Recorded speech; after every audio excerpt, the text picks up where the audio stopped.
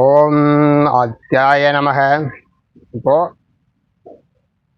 சூரிய யோகம், அதாவது சூரிய நமஸ்காரம், அதை பற்றி பார்க்க போகிறோம். ஒரு பழமொழி சொல்லுவாங்க, கண் கட்ட பெண்ணே சூரிய நமஸ்காரம் அப்படின்னு. இதில் என்ன புரியுதுன்னா, கண்ணு தெரியாத போது சூரிய நமஸ்காரம் பண்ண முடியாது, அப்போ பண்ண ஆசைப்படுற அப்படின்னு சொல்லக்கூடிய அந்த பழமொழிகள். இந்த இப்போ என்ன பண்ணுறாங்கன்னா, சூரிய நமஸ்காரம் சொல்லிட்டு பல்வேறு ஆசனங்கள் செய்கிறாங்க.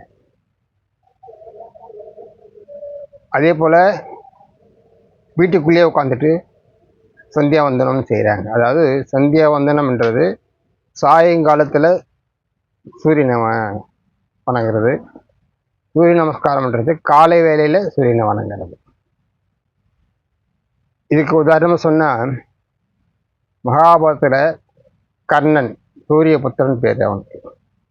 ஏன் ஆஞ்சநேயர் கூட சூரிய புத்திரன் பேர், அதாவது சூரியன் விழுங்கிட்டாருன்னு கூட ஆஞ்சநேயர் புராணத்தில் வரும். அந்த கதை எப்படின்னா, ஆஞ்சநேயர் மேலே பறந்து வானத்தில் பறந்து போயிட்டு இருக்கும்போது சூரியனை பழம் நினச்சிக்கிட்டு விழுங்கிடுவார்.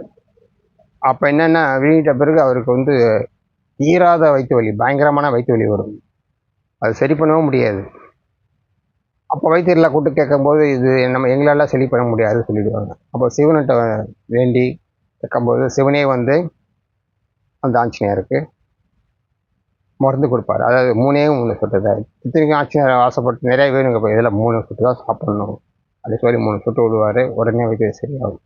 இது உண்மையிலே நிஜம். இந்த சூரிய நமஸ்காரம் அதிக நேரம் பண்ணினா, தீவிரமாக பண்ணால், இதே போல் கண்டிப்பாக தீராத வயிற்று வலி, பயங்கரமான வயிற்று வலி வரும். அதுக்கு அந்த மருந்து செஞ்சு கையில் வச்சுக்கணும். அந்த மருந்தை 3 சொட்டு தான் சாப்பிடணும். சாப்பிடும்போது என்ன உடம்பு உடனேவே ஐஸ் மாதிரி ஆகிடும், பயங்கரம் குளிரும். அது அப்பேற்பட்ட மருந்து அதை செய்ய தெரியணும். செஞ்சு கையை வச்சுக்கிட்டு அதுக்கப்புறம் தான் தீவிரமான சூரிய நமஸ்காரம் பண்ணணும். இந்த சூரிய நமஸ்காரத்தை பற்றி மேலும் பார்க்க போனால், ராமாயணத்தில் பார்க்கலாம் இந்த குறிப்பு. அதாவது வாலி அவன் கோட்டையில் பெரிய கோட்டையாக இருக்கும். அப்போது ராவணன் விமானத்தில் பறந்து வரும்போது கோட்டையை பார்த்தோன்னே பிரம்மாண்டமான கோட்டை, அழகான கோட்டையாக இருக்கும். பார்த்தவன் ராவனுக்கு ஆசை வந்துடும், இப்பேற்பட்ட பிரம்மாண்டமான அழகான கோட்டை கட்டிக்கான யார் அவனை தோக்கடிச்சிட்டு நம்ம இந்த அரமனை கைப்பற்றலான்ட்டு அங்கே விமானத்தில் கீழே இறங்கி வாசலில் கத்துவான், வாடா வெளியே வாடா, சண்டைக்கு வாடான்னு கூப்பிடுவான். அப்போ காவல் என்ன சொல்லுவான், இங்கே அவர் இல்லை, மன்னர் இங்கே இல்லை, வாலி இங்கே இல்லை, அவரை அந்த மலை உச்சியில் சூரிய நமஸ்காரம் பண்ணிட்டு இருக்காரு அப்படின்னு சொல்லுவான். ராவணனும் அவனை தேடிட்டு போயிட்டு பார்க்கும்போது சூரிய நமஸ்காரம் பண்ணிட்டு இருப்பார் வாலி. சண்டைக்கு வாடான்னு ராவணன் கத்தி பார்ப்பான். அவர் மாதிரி கண்டுக்காமல் சூரிய நமஸ்காரம் பண்ணிட்டு இருப்பார். கோவப்பட்டு ராவணன் என்ன பண்ணுவான், ஓடி அடி தாக்க போவானா. அப்போ வாலி என்ன பண்ணுவான், அக்கல் அவன் பிடிச்சிக்குவார். அக்கல்ல அவன் தலை மாட்டிக்கிட்டு விடவே மாட்டார். அவன் சூரிய நமஸ்காரம் பண்ணிட்டு இருப்ப. அப்போது கொஞ்ச நேரம் சூரியன் மேலே வருதா, வந்தவொடனே அப்படியே அங்கேயே பின்னோக்கி பறந்து போய் நின்று அங்கே சூரிய நமஸ்காரம் பண்ணுவாங்க. அக்கலை வச்சுட்டு பின்னோக்கி பறப்பார். அப்புறம் சூரிய நமஸ்காரம் பண்ணி முடிச்சிட்ட பிறகு அதுக்கப்புறம் ராவணன் சொல்லுவானா அவர்கிட்ட, நீ என்னோட பலசாலியாக இருக்க, அதெல்லாம் இனிமேட்டு நீயும் நண்பனாக இருப்போம் அப்படின்னு 2 பேரும் நண்பராகிடுவாங்க. இதுதான் ராமாயணத்தில் ராமர் வாலியை மறைஞ்சு அம்பை கொல்லும்போது வாலியும் இந்த வசனம் சொல்லப்போல, எனக்கு ராவணன் ரொம்ப நெருங்கிய நன்மை, நான் என்கிட்ட சொல்லியிருந்தா அவன்கிட்ட ஒரு வார்த்தை சொன்னாலே சரி உடனே விடு வச்சிருப்பானுங்க, தெரியாமல் பண்ணிட்டீங்க ராமா அப்படின்ட்டு புலம்புவோம். இதே போல் இதே ராமாயணத்தில் இந்த சூரியனை பற்றி ஒரு கதை வருது. அதாவது இது ராமாயணத்தில் இல்லை, ஆனால் வேற சித்தர்கள் நூலில் இருக்கு. அதாவது சீதையை ராவணன் கடத்திட்டு போயிட்ட பிறகு ராமர் ரொம்ப துன்பத்தில் வாழ்ந்திருப்பார்.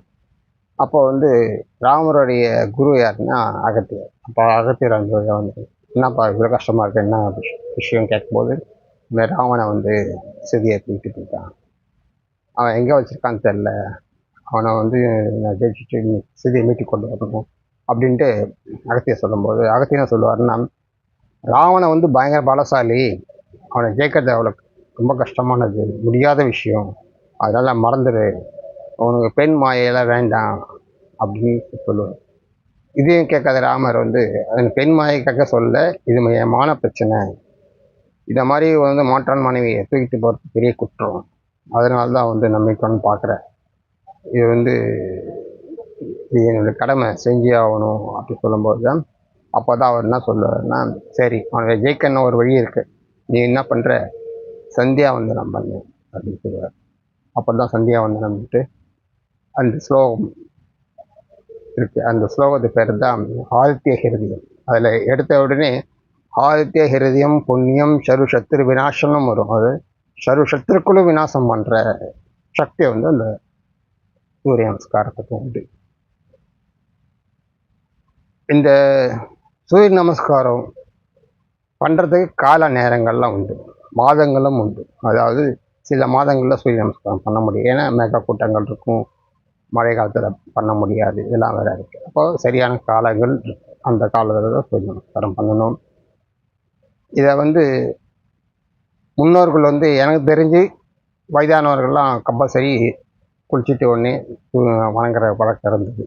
ஏன், நம்மளுடைய ஹிந்து தர்மத்தில் பஞ்சமூர்த்திகள் வழிபாடு, அதாவது சிவ வழிபாடு, விஷ்ணு வழிபாடு, சக்தி வழிபாடு, முருக வழிபாடு, அதே மாதிரி சூரிய வழிபாடும் 5 பஞ்சமூர்த்திகள், சூரியனும் ஒரு மூர்த்தியாக வச்சு வணங்கணும்.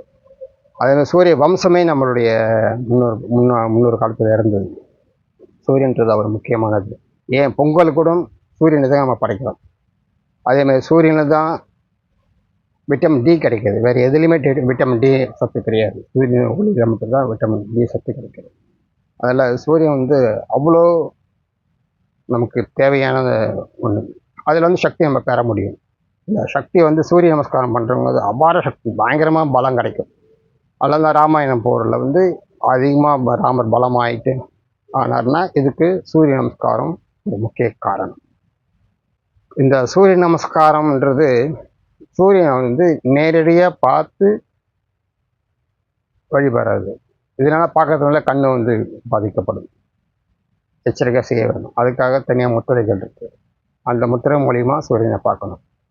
இன்னும் அந்த காலத்தில் என்ன பண்ணுவாங்க, ஆற்றுல வந்து தொப்புள் அளவுக்கு தண்ணிகளை நின்றுக்கிட்டு அப்புறம் சூரிய நமஸ்காரம் பண்ணுவாங்க, இதெல்லாம் முறையாக இருக்கும்.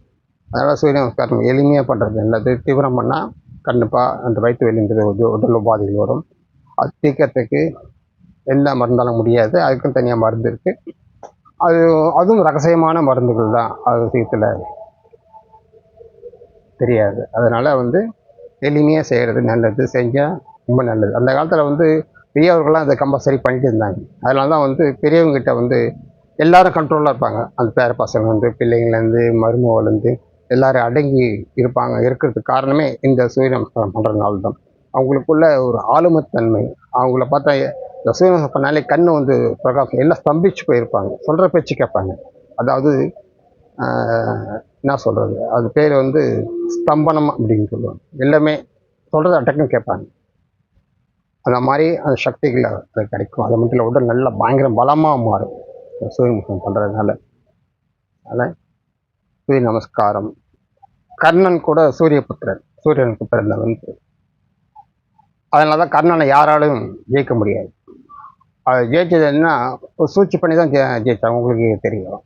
அது தேர் சக்கரம் சேத்துல மாட்டிக்கிட்டதுனால சீவசக சரி நான் போயினேன். அப்போ தான் அம்பை எழுதி கர்ணன் கொல்லப்பட்டார்.